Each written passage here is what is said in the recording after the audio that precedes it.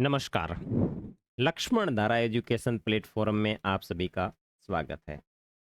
प्यारे साथियों, अपन राजनीतिक विज्ञान कक्षा 6 की इम्पोर्टेंट महत्वपूर्ण जो एमसीक्यू क्वेश्चंस होते हैं उन सीरीज की बात कर रहे थे।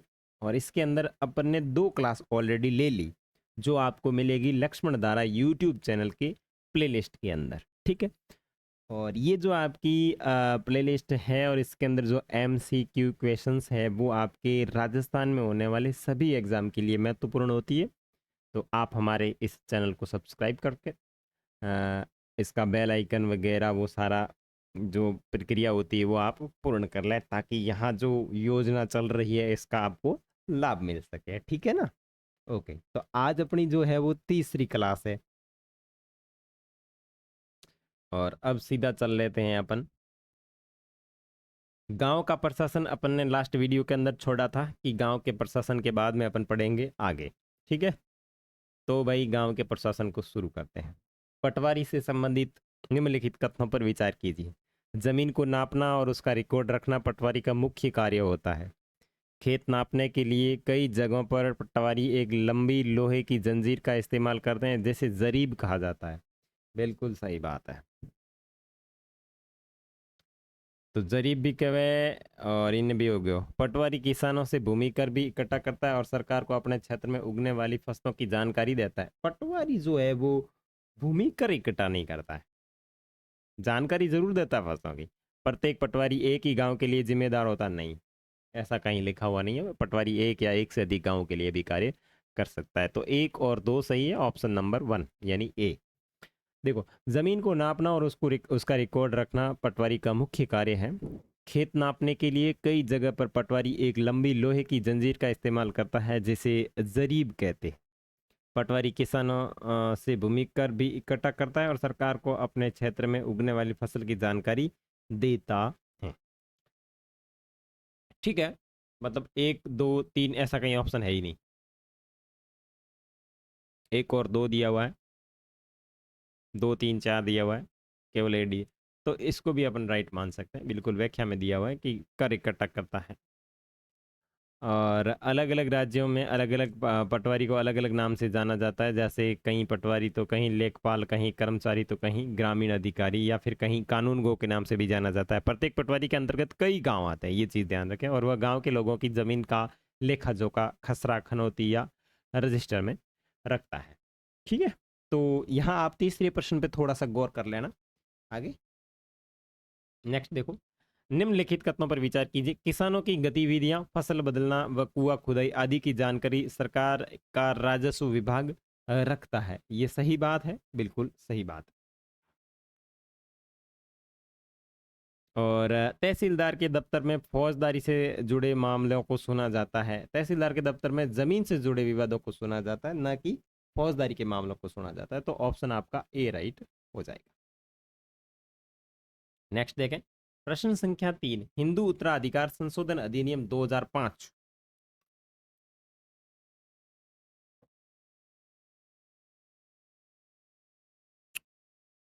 2005 का ये जो अधिनियम है, ये क्या कह रहा है कि इसके अनुसार पैतृक संपत्ति में बेटे बेटियों और उनकी मां को बराबर हक मिलेगा।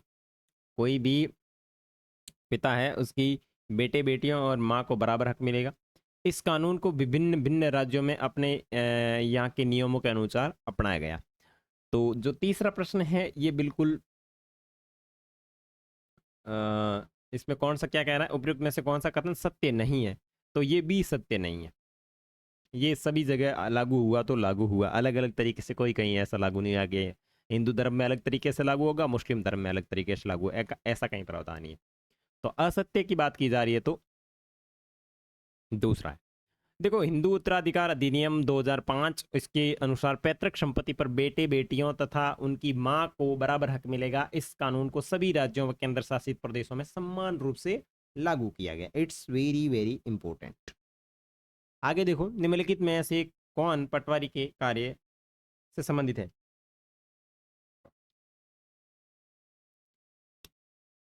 पटवारी के कार्य कौन से हैं? तो देखो, पटवारी गांव के रिकॉर्ड का रख रखाव और अद्यतन करता है। बिल्कुल सही बात है। सही बात है कि नहीं बात है? और उसके बाद में देखो वह किसी गांव के प्रति उत्तरदायी होता है, ऐसा कुछ भी नहीं है। पटवारी किसानों से भूमि राजस्व का संग्रहण करने करने सरकार को जानकारी प्रदान करने के प्रति उत्तरदायी होता है। ठीक है, हाँ ये बात सही है, तीसरा नंबर सही है। तो आपका एक और तीन सही है, इसका मतलब ऑप्शन सी सही है। व्याख्या देख लो। भूमि का मापन तथा भूमि का रिकॉर्ड रखना पटवारी का मुख्य काम है। पटवारी को अलग अलग राज्यों में अलग अलग नाम से जाना जाता है। कुछ गांव में ऐसे अधिकारियों को लेखपाल कहा जाता है, कुछ में कानून को, कुछ में कर्मचारी या फिर ग्राम अधिकारी भी कहा जाता है। हम इस अधिकारी को पटवारी के रूप में अंगीकृत करेंगे। प्रत्येक पटवारी गाँव का एक समूह के प्रति उत्तरदायी होता है, और प्रत्येक पटवारी गांवों के एक समूह के प्रति उत्तरदायी होता है और गांव के रिकॉर्ड का रख रखाव उसे अध्ययन करता है। पटवारी किसानों से भू राजस्व का संग्रहण करने तथा इस क्षेत्र में उगाई जाने वाली फसलों के बारे में सरकार को जानकारी प्रदान करने के प्रति जिम्मेदार होता है, और यह उनकी रिकॉर्ड्स से किया जाता है तथा जिन्हें रखा जाता है। और यही कारण है कि पटवारी के लिए नियमित रूप से इन्हें अध्ययन करना एक महत्वपूर्ण उसका कार्य बन जाता है। 5वां प्रश्न देखो, निम्नलिखित में से कौन सा तहसीलदार का कार्य है? उसे भूमि विवादों की सुनवाई करनी होती है। क्या तहसीलदार को भूमि विवादों की कार्रवाई करनी होती है? बिल्कुल सही बात है, करनी होती है। तो ऑप्शन ए, ऑप्शन एक जो है वो आपका कथन एक जो है वो बिल्कुल सही है। उसके बाद में जो है वो अपना देखो, वह पटवारियों के कामकाज की निगरानी भी रखता है। यह सुनिश्चित करता है कि रिकॉर्ड ठीक से रखा जाए और भू राजस्व एकत्र किया जाए। नीचे दिए गए कोड में से कौन सा कथन सत्य है? तो दोनों कथन सत्य है। ठीक है, तो ये सारी चीज़ वापस आप देख लेना अच्छे तरीके से, क्योंकि इसमें संपूर्ण व्याख्या दी हुई है। आगे देखो, निम्नलिखित में से कौन सा कथन हिंदू उत्तराधिकार संशोधन अधिनियम 2005 के बारे में सही है? 2005 से पहले पिता की मृत्यु के बाद उनकी संपत्ति केवल उनके बेटों को दी जाती थी। यस, इट्स राइट, राइट बात। बेटियां सुन लेना भैया आप लोग। नए कानून में बेटे तथा बेटियों को जमीन में बराबर हिस्सा मिल सकता है। बिल्कुल सही बात। तो इसमें भी अपना ऑप्शन सी राइट है, और ये व्याख्या दी हुई है, व्याख्या आप आराम से देख लो, झट झटाझट।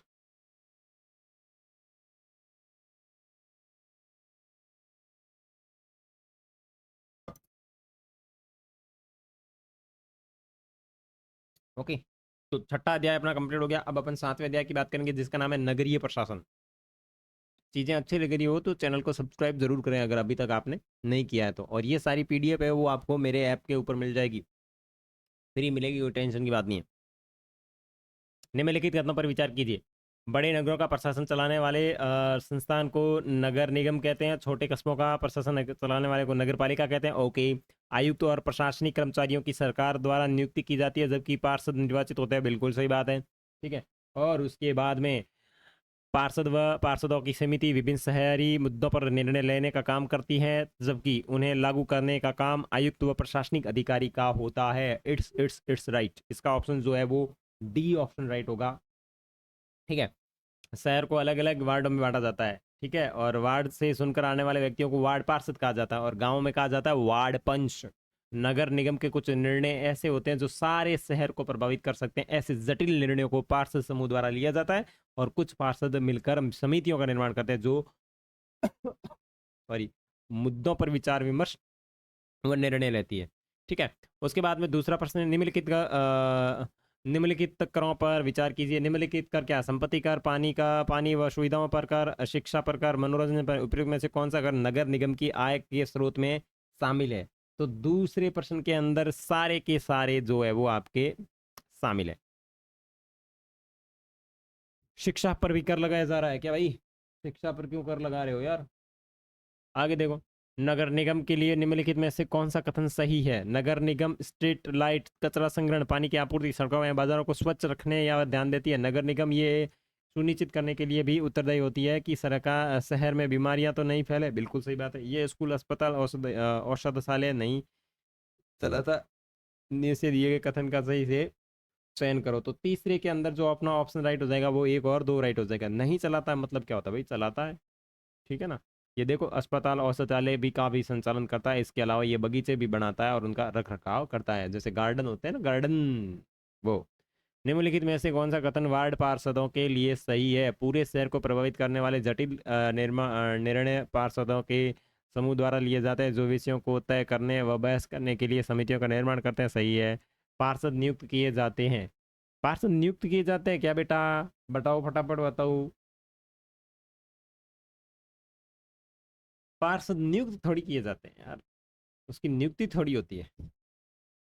पार्षद चुने जाते हैं। पार्षद क्या किए जाते हैं, चुने जाते हैं, और जो प्रशासनिक कर्मचारी जैसे आयुक्त व प्रशासनिक कर्मचारी होते हैं उनकी नियुक्ति की जाती है। ठीक है, नेक्स्ट ग्रामीण आजीविका, जो आपका कौन सा अध्याय है, 8वां अध्याय है, कक्षा 6 की राजनीतिक विज्ञान का 8वां अध्याय, जिसके अंदर से महत्वपूर्ण जो एमसीक्यू क्वेश्चंस बनेंगे उसकी बातचीत कर लेते हैं। ओके, निम्नलिखित पर विचार करें, तो निम्नलिखित पर विचार करें तो पद्दुपेट, पद्दुपेट तमिलनाडु का एक गांव है। ओके, सखे संघ समुदाय नागालैंड की एक जनजाति है, और कैटारमैन मछुआरों की छोटी नाव जो होती है, ये बिल्कुल कट्टामेरेन, कैटामेरेन, कैटामेरेन जो होती है वो मछुआरों की एक छोटी सी नाव होती है, और ये बिल्कुल तमिलनाडु का एक गांव है, और ये एक नागालैंड की जनजाति है। तो ये यहाँ पे ऑप्शन आपका डी राइट है। और व्याख्या देख लो, कलपट्टू तमिलनाडु के समुद्र तट के पास एक गांव है। यह गांव छोटी छोटी पहाड़ियों से घिरा हुआ है, और ये सिमी चिंतु मुख्यतः धान की खेती के लिए उपयोगी है। गन्ना, कपास और केला भी उगाया जाता है। यहाँ नारियल के भी काफ़ी बाग है। नागालैंड के चिजामी गांव में सखे संघ समुदाय के लोग रहते हैं। ये लोग पहाड़ी की ढलुआ जमीन को सीढ़ी नुमा खेत के रूप में बदलकर उस पर खेती करते हैं। खेत के किनारे को ऊपर उठा देते हैं जिससे उनमें पानी रोका जा सके। यह चावल की खेती के लिए उगते हैं। कलपट्टू के मछुआरे मछली पकड़ने के लिए खास तरह की नाव का उपयोग करते हैं जिसे बोला जाता है केटा केटामरेन, केटामरेन, केटामरेन। आगे देखो दूसरा प्रश्न, नागालैंड में सीढ़ीदार खेती के लिए निम्नलिखित में से कौन सा कथन सत्य है। ये चिजामी नामक एक गांव है जो नागालैंड में फेक जिले में है। ठीक है, फेक जिले के अंदर है, सही बात है। पानी को रोक कर रखने के लिए प्रत्येक भूखंड के किनारों को ऊपर उठा दिया जाता, सही है। चिंजामी के लोगों के पास अपने व्यक्तिगत खेत नहीं है, तो इसके अंदर दूसरा प्रश्न के अंदर एक और दो राइट है, क्योंकि उनके पास अपने व्यक्तिगत खेत होते हैं, और यहाँ व्याख्या दी हुई है, आप आराम से देख लेना। ठीक है, उसके बाद में कक्षा 6 राजनीतिक विज्ञान के अंतिम अध्याय, जो 9वां अध्याय है, जिसका नाम है शहरी आजीविका, इससे संबंधित जो अपने महत्वपूर्ण एमसीक्यू क्वेश्चन है वो भी देख लेते हैं। देखो, अनियमित श्रमिकों के लिए निम्नलिखित में से कौन सा कथन सही है। उन्हें उनके पास नौकरी की सुरक्षा होती है। अनियमित श्रमिक जो होते हैं उनके पास नौकरी की सुरक्षा नहीं होती है, बेचारे कभी भी गरीब हो सकते हैं।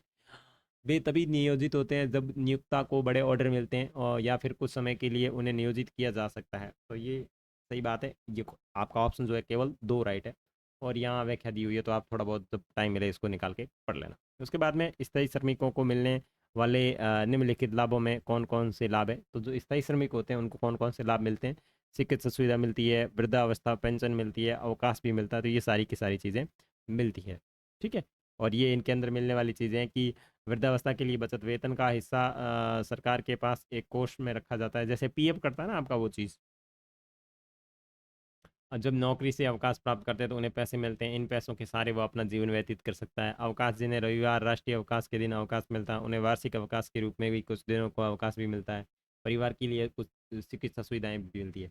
तो इस तरीके से करके ये अपने कक्षा 6 की जो राजनीतिक विज्ञान है उसके महत्वपूर्ण जो एमसीक्यू क्वेश्चन है उनकी आज सीरीज यहीं समाप्त होती है, क्योंकि यहाँ पे सारे अपन ने अध्यायों की बातचीत कर ली। अगर जानकारी अच्छी लगी है तो अभी लक्ष्मण धारा यूट्यूब चैनल को सब्सक्राइब करोगे, पास में बेल आइकन है उसको प्रेस करोगे। ठीक है, मिलेंगे अपन नए वीडियो में, तब तक के लिए बाय बाय। और आप यूट्यूब पे आते हो लक्ष्मण धारा चैनल पर, तो आप प्ले लिस्ट देखें, और प्ले लिस्ट के अंदर अलग अलग जानकारियाँ आपको मिलेगी जिससे आपको पढ़ाई में काफ़ी मदद मिल सकती है। तो मिलेंगे, तब तक के लिए बाय बाय।